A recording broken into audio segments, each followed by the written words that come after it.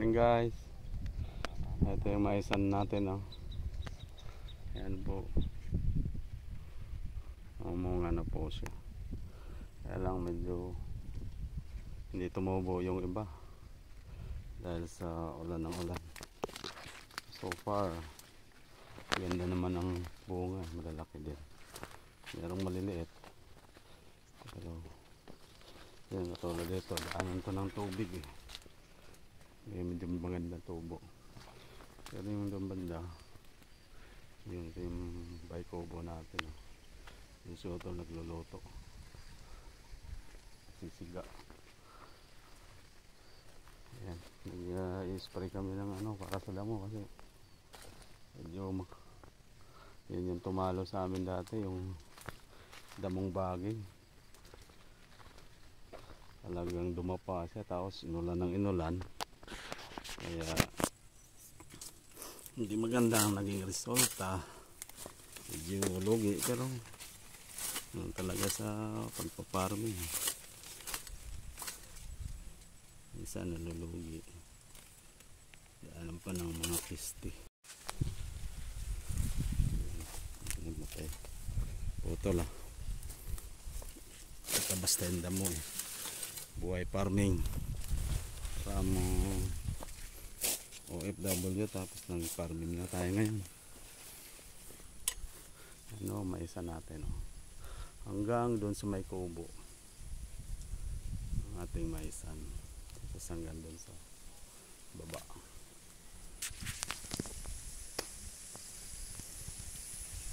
So para okay naman ang iba, siguro awa ng Diyos. Lesson learned, first time po namin kasi magtanim nung nakaraan, kaya yung damo binaliwala namin eh. Kaya ngayon, kahit medyo diba, malapit ng harvest and may laman na, pwede na panlaga, kailangan pa rin bunutin yung mga ano, yan yung mga baging. Kasi dyan dati kami nalugi, natumba yung mga mais, tapos tumubo na yung iba, kinain parang daga. Daming kalaban sa maisan, kaya kailangan alagaan din talaga. Tulad nito, ayan, oh, kinain na ng daga. Dahil makasibang mais dito, hindi kami lang. Ayan, dami lamok.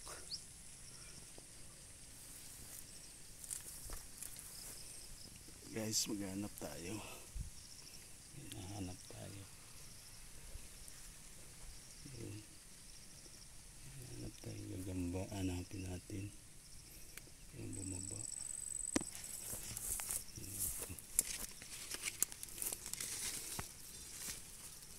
Ay, hindi yan kagamba, yun. Camel tawag sa amin. Yan, oh.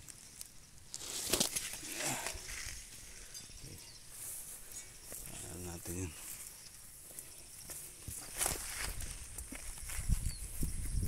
Dito, katulad nito, daanan ng tubig, oh. Naggarang tumubo. Kaya malaking bagay din yung ulan araw-araw. Talagang apektado yung mais. Okay lang, laban lang, farming. Ito yung pinili natin eh. Ayun, nagagamba na naman, sapot, kaso hindi na naman, camel na naman. Ayan, oh. Sarap balikan kasi yung bataan pa natin, yung kahanap ng gagamba sa sukal. Yan, giant bamboo yan, oh. Tinanim namin, pero hindi pa siya malaki. Yan, dito ba yun? Daan ng tubig dito, oh. Yan, oh. Yan ang buhay farming. kailangan din talaga ng pag-aalaga. Kasi pag pinabayaan, lugi ka. Okay naman ang naging tubo niya. Yun nga lang,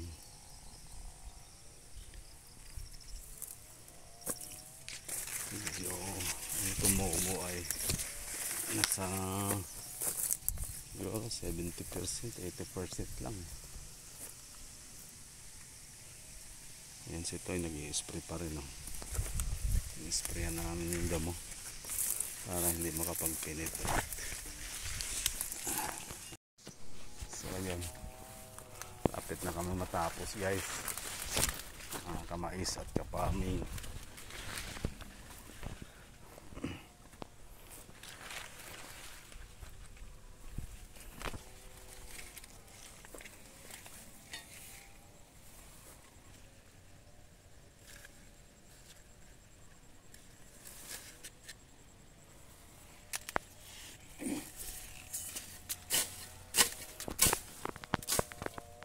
Kaya hindi kasi natin tatabasin yung mga damo. Tirahan ng ilaga, kinakain din yung daga eh.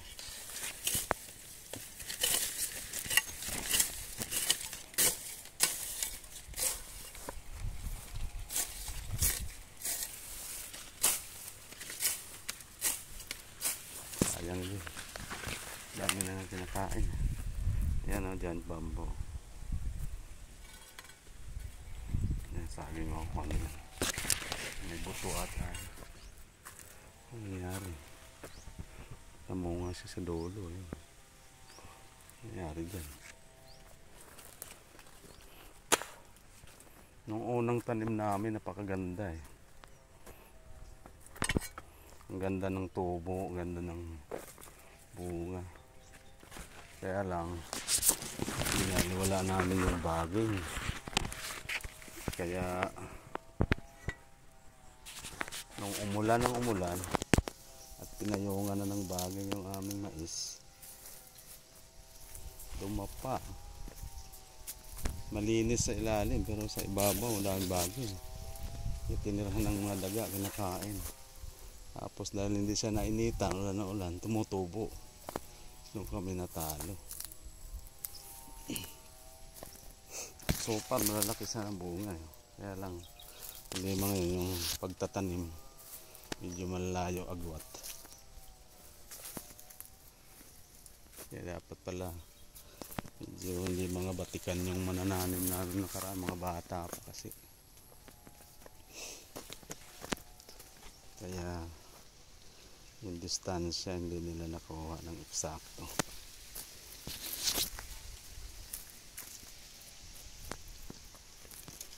Guys, oh, tatangkas. Dalawa ang bunga ko minsan eh. Ayan, tulad nito. Ayan, dalawang bunga. Hindi yan sa gaano kalaki kasi hindi kami nakapag-spray ng foliar.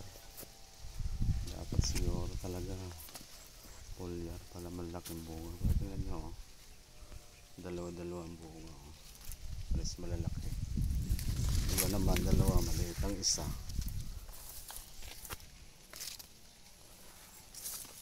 Ganda naman ang buhay sa farm. Wala kang stress. Masaya. Init nga lang.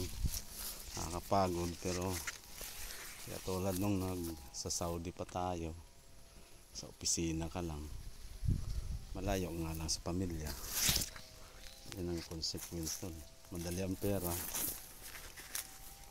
malungkot ka naman dahil sa malayo ka sa family.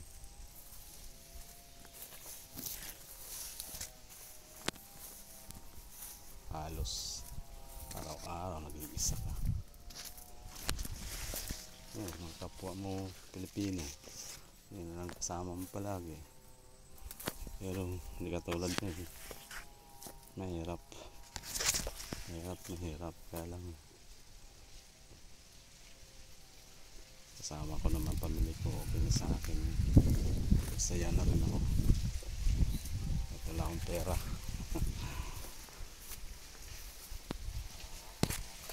Yun talaga eh.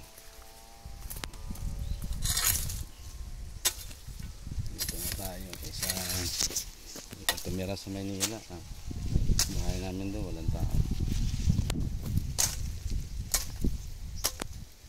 Ito, sabi ko pag nag-retiro na ako, hindi ako titira sa Maynila kasi mas gusto ko sa probinsya kasi.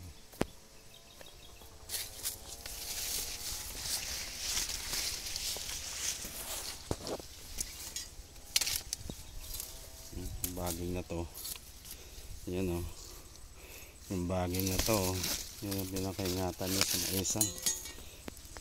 Yun, dyan kayo matatalo pag, lalo na kung magtag-ulan. Okay lang kung tag-init kasi bukod sa ano madamo, titiran pa ng daga, kainin ng daga. Ngayon yung mais, bawas ka na ng kabawasan din sa ano mo yun, kita. Ito, tutong damo na to, parang pipino tawag nito sa amin, yampong. Ano ko lang tawag nito sa inyo, comment lang kung anong tawag sa inyong katawagan. O sa amin to, yampong. Pinugulay daw ito.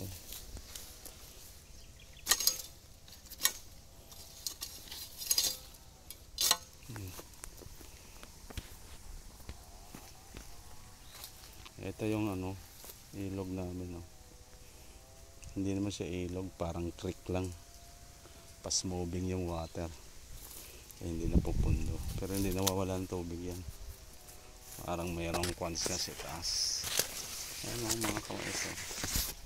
Malalaki naman yung mais natin.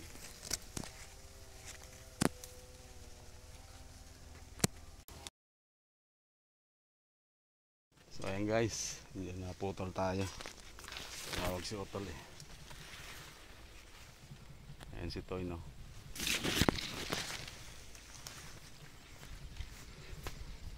Dalawa-dalawa may bunga to kag. Dalawa-dalawa man bunga niya, may dalagko no.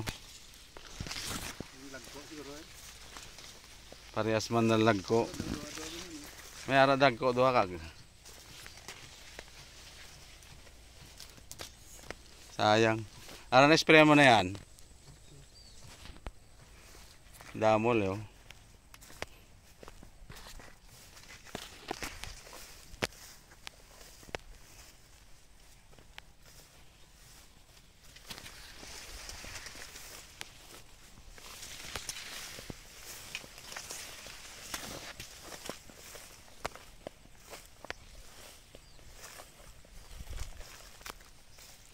So ayan guys, lapit na matapos.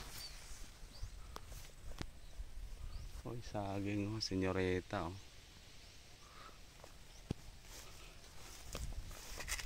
Alis pala ito. Lapit na.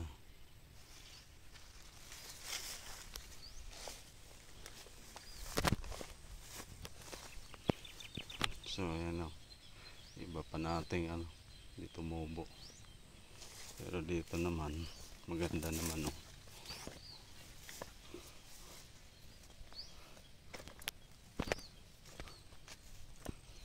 Tingnan nyo yung aming kalsada, dinaanan ng malalaking truck. Ayan, lubak-lubak. Pakalalim. Yung simento kasi medyo malayo pa doon pa sa unahan. Dito rough road na. Kaya sabi, umabot na rin yung simento dito.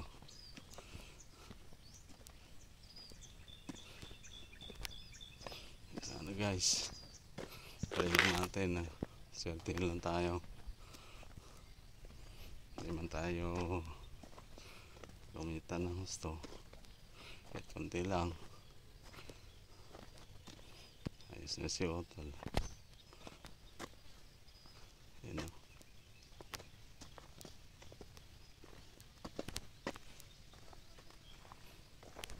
So guys, nandito na lang tayo.